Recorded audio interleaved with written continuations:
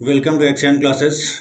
आज हम लोग 22 जनवरी 2022 की कुछ इंपॉर्टेंट न्यूज और उनसे रिलेटेड क्वेश्चन का डिस्कशन करेंगे।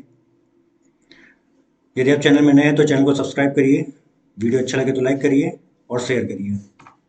इसके साथ ही क्लास की पीडीएफ आपको एक्सियन क्लासेस पे आपको अवेलेबल हो जाएंगी फ्री में। क्लास की नोटिफिकेशन भी आपको यहाँ से मिल जाएगी। इंपॉर्टेंट अपडेट्स जो भी होंगी यहाँ से आपको प्राप्त हो जाएंगी। तो प्लीज़ एक्सियन क्लासेस चैनल को सब्सक्राइब करिए, टेलीग्राम चैनल को। बढ़ते हैं अपनी पहली न्यूज़ की तरफ। निकलेगा, जिस देश की पहली ट्रांसजेंडर डॉक्टर बनकर सारा गिल ने इतिहास रच दिया है, वो कौन से देश से संबंधित है? तो पाकिस्तान से संबंधित है। यानी पहली ट्रांसजेंडर डॉक्टर बनकर सारा गिल ने इतिहास रच दिया है। कौन से देश से है? पाकिस्तान से। कौन है सारा गिल?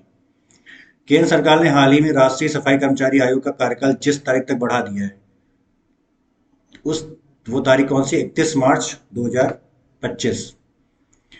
2021 में भारत और जिस देश के बीच व्यापार लगभग 125 बिलियन डॉलर रहा, उस देश का नाम है चीन। और कितने बिलियन डॉलर का व्यापार रहा 2021 में? तो 125 बिलियन डॉलर का। हाल ही में भारत की जिस टेनिस सुपरस्टार ने खेलने संन्यास घोषणा कर दी है, उसका नाम है सानिया मिर्जा। यानी किस टेनिस स्टार ने संन्यास ले लिया? तो सानिया मिर्जा ने संन्यास ले लिया है। इसके साथ ही भारत की हिंदुस्तान एरोनॉटिक्स लिमिटेड HAL ने एडवांस लाइट हेलीकॉप्टर जिस देश को बेचने का समझौता किया, उस देश का नाम है मॉरिशस। यानी भारत की हिंदुस्तान एरोनॉटिक्स लिमिटेड ने एडवांस लाइट हेलीकॉप्टर किस देश को बेचने का समझौता किया? तो मॉरिशस को बेचने का समझौता किया।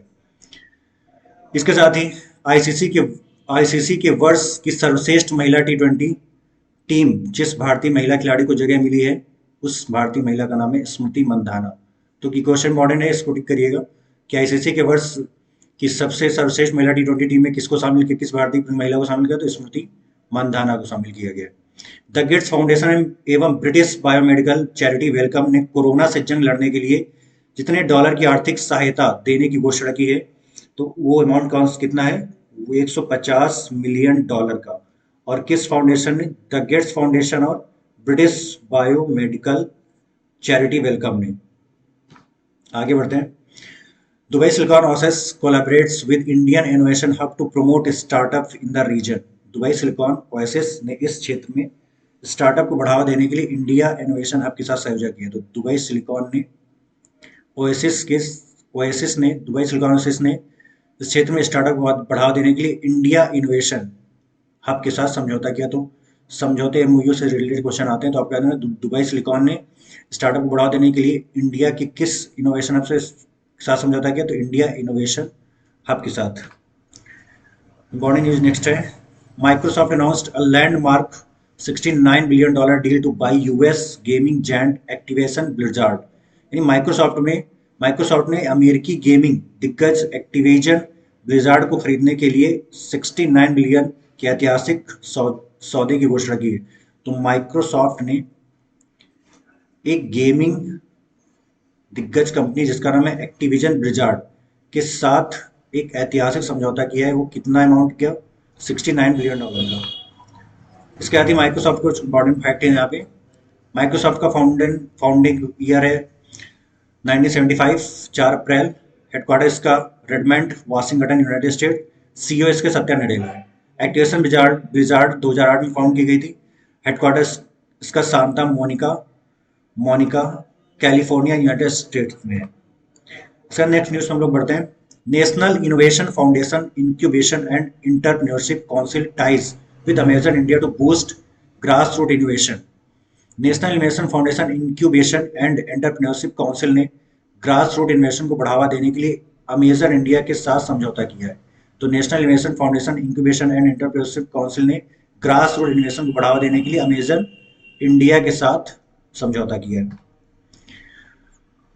India and Sri Lanka have extended the exciting existing science and technology cooperation for 3 more years। तो भारत और श्रीलंका ने मौजूदा विज्ञान और प्रौद्योगिकी सहयोग को 3 और वर्षों के लिए बढ़ा दिया है। यानी भारत और श्रीलंका ने मौजूदा विज्ञान प्रौद्योगिकी सहयोग को कितने वर्ष के लिए बढ़ा दिया? तो 3 वर्ष के लिए बढ़ा दिया है। इसके साथ ही बांग्लादेश सरकार देश में सभी ई कॉमर्स संस्थाओं के लिए यूनिक बिजनेस आईडी को अनिवार्य कर बनाएगी। बांग्लादेश सरकार देश में सभी ई कॉमर्स संस्थाओं के लिए यूनिक बिजनेस आईडी को अनिवार्य करेगी। तो आपको पूछे थे कि हाल ही में किस सरकार ने ई कॉमर्स संस्थाओं के लिए यूनिक बिजनेस आईडी को अनिवार्य कर दिया, तो किसने? बांग्लादेश ने। इसके बाद बांग्लादेश का इम्पोर्टेंट फैक्ट है, बांग्लादेश की capital Dhaka, currency taka, prime minister Sheikh Hasina, exercise with India Sampriti और बंगोसागर। यानी बांग्लादेश की भारत के साथ कौन सी एक्सरसाइज है? तो संप्रति और एक बंगोसागर। सरकारी कॉमर्स क्षेत्र में नियामक परीक्षण और पारदर्शिता सुनिश्चित करने के लिए एक केंद्रीय शिकायत प्रबंधन प्रणाली और विनिमय नामक एक डिजिटल इंटर ऑपरेबल लेन देन मंच विकसित करने के लिए भी काम कर रही है।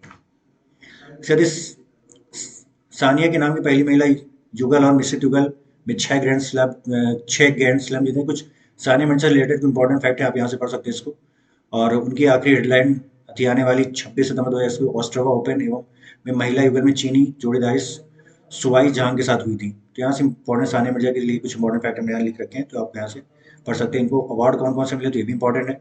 सानिया मिर्जा को 2004 में अर्जुन पुरस्कार मिला हुआ है, 2006 में पद्मश्री मिला हुआ है, राजीव गांधी खेल रत्न मिला हुआ है, जिसे आप मेजर ध्यानचंद खेल रत्न भी कहते हैं। इंपॉर्टेंट क्वेश्चन है कि मेजर ध्यानचंद खेल रत्न किस अवार्ड का नाम घोषित किया गया, तो राजीव गांधी खेल रत्न।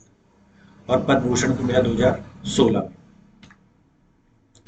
आगे बढ़ते हैं, भारतीय प्रतिभूति और विनिमय बोर्ड सेबी, लिखा हुआ security and exchange board of India. SEBI का फुल फॉर्म लिखा हुआ security and exchange board of India. एक मोबाइल ऐप सारथी लॉन्च किया, जिसका उद्देश्य निवेशकों को प्रतिभूति बाजार के बारे में सटीक ज्ञान के साथ सशक्त बनाना है। तो क्या नाम है उस ऐप का? यानी जो भारतीय प्रभुति और विनिमयक बोर्ड ने मोबाइल ऐप लॉन्च किया, उसका नाम क्या है? तो लिखा हुआ सारथी। इसको आप लोग याद रखेंगे, लॉन्च किया, कौन सा ऐप लॉन्च किया, तो सारथी। इसके साथ ही कुछ इंपॉर्टेंट फैक्ट है, यह हिंदी में उपलब्ध है। लैंग्वेज पूछ सकते हैं कि कौन सी भाषा में उपलब्ध है, तो हिंदी और अंग्रेजी में उपलब्ध है। इसी के साथ ही security and exchange board of India का फाउंडिंग ईयर कौन सा है? 1992, 12 अप्रैल, हेडक्वार्टर मुंबई। और इसके जो चेयरपर्सन है वो कौन है? अजय त्यागी। इसके बाद पहली बार भारतीय तिब्बत सीमा पुलिस की डेयर डेविल्स टीम इस साल गणतंत्र दिवस के मौके पर प्रस्तुति देगी। तो पहली बार कौन सी डेयर डेविल्स पहली बार भारत तिब्बत सीमा पुलिस यानी कौन सी पुलिस इस बार डेयर डेविल्स टीम इस साल गणतंत्र दिवस के मौके पर प्रस्तुति देगी? तो भारत तिब्बत, आईटीबीपी इसको बोलते हैं। आईटीबीपी को रिलेटेड कुछ फैक्टर इसमें दिए हैं। मिशन डेयर डेविल्स में कुल 146 आईटीबीपी सैनिक होंगे, 33 बुलेट मोटरसाइकिल्स होंगी। इसके साथ ही आईटीबीपी की डेयर डेविल्स टीम का गठन 2017 में किया गया था। और आईटीबीपी का फुल फॉर्म है Indo Tibetan border police, founding है 24 अक्टूबर 1962। और इसका हेडक्वार्टर न्यू दिल्ली है। संजय अरोड़ा इसके डायरेक्टर जनरल है। नेक्स्ट न्यूज, ये भी इंपॉर्टेंट न्यूज है। दीनदयाल अंत्योदय योजना राष्ट्रीय ग्रामीण आजीविका मिशन ने 10 से 17 जनवरी 2022 तक कृषि पोषण वाटिका सप्ताह मनाया है। तो क्वेश्चन पूछ सकते हैं कि दीनदयाल अंत्योदय योजना राष्ट्रीय ग्रामीण आजीविका मिशन ने कब से कब तक अपना कृषि पोषण वाटिका सप्ताह मनाया? तो 10 से 17 जनवरी। ये भी पूछ सकते हैं कि दीनदयाल अंत्योदय योजना 10 से 17 जनवरी तक जो सप्ताह मनाया गया उसका नाम क्या है? तो कृषि पोषण वाटिका सप्ताह मनाया गया। इसके साथ ही ये क्वेश्चन हम लोग पढ़ चुके शुरुआत में। और ये भी इंपॉर्टेंट क्वेश्चन है। प्रधानमंत्री नरेंद्र मोदी और मॉरिशस के प्रधानमंत्री प्रविंद कुमार जगन्नाथ ने आज संयुक्त रूप से मॉरिशस में सामाजिक आवास इकाई परियोजना का उद्घाटन किया। तो क्वेश्चन पूछा जाता है, प्रधानमंत्री नरेंद्र मोदी और मॉरिशस के प्रधानमंत्री प्रविंद कुमार जगन्नाथ ने संयुक्त रूप से मॉरिशस में सामाजिक कौन सी इकाई परियोजना का उद्घाटन किया? तो सामाजिक आवास इकाई का उद्घाटन किया है। इस परियोजना के अंतर्गत कुछ इंपॉर्टेंट फैक्ट है। इस परियोजना को भारत और मॉरिशस के बीच जीवंत विवाह साझेदारी के तहत कार्यान्वित किया गया है। प्रधानमंत्री ने एक अत्याधुनिक सिविल सर्विसेज कॉलेज और 8 मेगावाट प्रधानमंत्रियों ने एक अत्याधुनिक सिविल सर्विस कॉलेज, 8 मेगावाट के सोलर पीवी फार्म और परियोजना के एक आभासी आधारशिला समारोह में भी भाग लिया। मेट्रो एक्सप्रेसवे एवं बुनियादी ढांचे से संबंधित अन्य परियोजनाओं के लिए भारत की ओर से 190 मिलियन अमेरिकी डॉलर ऋण सहायता प्रदान करने संबंधी समझौता लघु विकास परियोजनाओं कार्यक्रम से जुड़ा समझौता ज्ञापन यहाँ पे दिया गया। एक ये भी इंपॉर्टेंट फैक्टर है, त्रिपुरा, मणिपुर और मेघालय का स्थापना दिवस किस दिन मनाया जाता है? 21 जनवरी। त्रिपुरा, मणिपुर और मेघालय स्थापना दिवस कब मनाया गया? तो कल की डेट मनाया गया था 21 जनवरी को। इसके साथ ही मणिपुर के कुछ महत्वपूर्ण तथ्य हैं, हम लोग आगे इसका डिस्कशन करेंगे। प्रधान इसके मणिपुर की जो राजधानी वो इम्फाल है। मुख्यमंत्री एन बीरेन सिंह, राज्यपाल लेफ्टिनेंट गणेशन। यहाँ पे जो राज्यसभा सीट है वो एक है, लोकसभा सीट दो है, और विधानसभा सीट कितनी है? 60। इसका देखिए कुछ हिस्ट्री है इस मणिपुर की, तो आप इसको पढ़ सकते हैं यहाँ पे।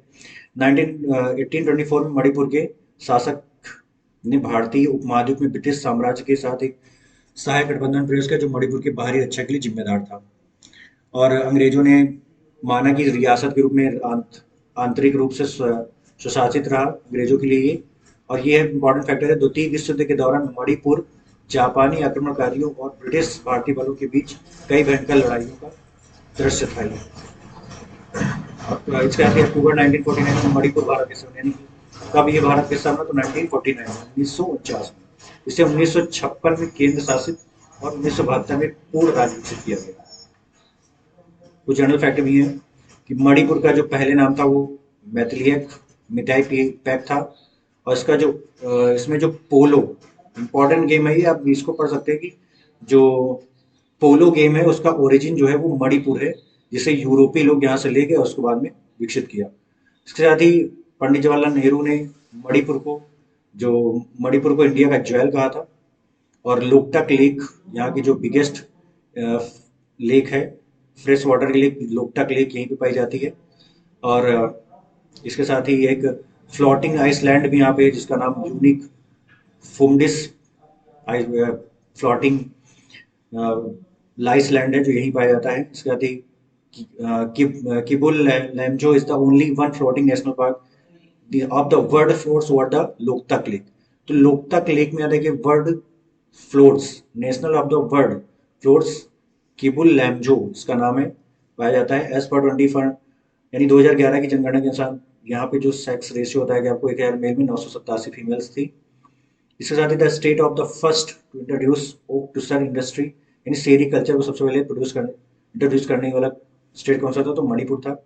The main tribal group of Manipur मिताई कॉन्स्टिट्यूट 27 पॉपुलेशन, यानी कि यहाँ पे कौन सी जो आदिवासी जो जनजाति कौन से ज्यादा पाई जाती है? तो मिताई की। और कितनी परसेंट इसकी, कितना परसेंट है इसका पॉपुलेशन का? तो 27% है। आप यहाँ से फैक्टर याद रख सकते हैं इसको। मेजर डैम्स यहाँ पे कौन से हैं? Khuga dam. Khuga dam I impounds Khuga river, यानी कौन से रिवर पे बना है? तो कुगा रिवर पे बना हुआ है। और टाउन कौन सा है? तो चौरचौंदा टाउन मणिपुर में कुगा डैम है। और डैम और river, river Khuga river, dam Khuga dam. इसके लिए Tipaimukh dam is the proposed embankment dam on the river bank of river Barak of Manipur। Festival and fair of Manipur, यानी मेला और फेस्टिवल कुछ इंपॉर्टेंट है। तो आप एक यहाँ डोल जतारा, लाई हरगोशा। इसके साथ ही एक इम्पॉर्टेंट यहाँ पे है यौसैंक। और यहाँ पे जो मेन इंपॉर्टेंट कुछ पूछा था फेस्टिवल, फूड फेस्टिवल पूछा था। और भी दिए उनको आप पढ़ सकते हैं, यहाँ से इंपॉर्टेंट फैक्ट्स हैं। और यहाँ पे जो मेन नेशनल पार्क और वाइल्ड लाइफ सेंचुरीज हैं उनके नाम यहाँ पे Keibul Lamjao national park, Khongjaingamba Ching wildlife sanctuary एक है, और यांग की लाक्चो वाइल्ड लाइफ सेंचुरी है। और यहाँ पे कुछ मसालों को और कुछ इंपॉर्टेंट चीज़ों को जीआई टैग्स मिले हुए हैं, जैसे सैफी, लैंगफी, वांगीफी और मॉरिंगफी। तो ये कुछ इंपॉर्टेंट चीज़ें हैं जिनको जीआई टैग्स मिला हुआ है। इसके साथ ही कुछ इंपॉर्टेंट पर्सनालिटीज है जो मणिपुर की हैं, जैसे एमसी मैरी कॉम को आप जानते होंगे। क्वेश्चन करके भी पूछा था कि एमसी मैरी कॉम किस प्रदेश से संबंधित है, किस प्रदेश में से संबंधित है? तो आपको याद रखना है कि मणिपुर से संबंधित है। 5 times of world boxing champion है ये, who also one medal in Olympics, और ओलंपिक्स में भी इन्होंने मेडल जीत रखा है। और 5 बार की वर्ल्ड बॉक्सिंग चैंपियन भी हैं। इसके बाद आयरन सी शर्मिला भी हैं, एक पर्सनालिटी है। सी इज अ फेमस और सोशलिस्ट, ये एक सोशलिस्ट हैं, पॉलिटिकल एक्टिविस्ट हैं। उन्होंने हंगर यानी भूख हड़ताल स्टार्ट की थी 2000 में, और वो लंबी चली। She is called as iron lady of Manipur, यानी आयरन लेडी ऑफ मणिपुर किसको बोलते थे? आप कहते हैं आयरन सी शर्मिला को। फेमस प्लेसेस हैं मणिपुर के, ये आप यहाँ से पढ़ सकते हैं। गोविंद जी टेम्पल, लोकतक लेक, बिशुनपुर, शहीद मीनार और किबुल लेमजो नेशनल पार्क के बारे फैक्ट यहाँ लिखे हुए, यदि आप चाहते हैं यहाँ से इसको पढ़ सकते हैं। Thanks for watching this. इसके साथ ही आप चैनल में नए हैं तो चैनल को प्लीज़ सब्सक्राइब करिए, जिससे ज़्यादा से ज़्यादा लोगों तक वीडियो पहुंच सके। ये इंपॉर्टेंट क्लास है, इंपॉर्टेंट क्लास की यहाँ से क्लास पीडीएफ आपको हमारे टेलीग्राम चैनल से क्लासेस मिली जाएगी। वीडियो अच्छा लगा तो लाइक करिए और शेयर करिए। Thanks for watching this.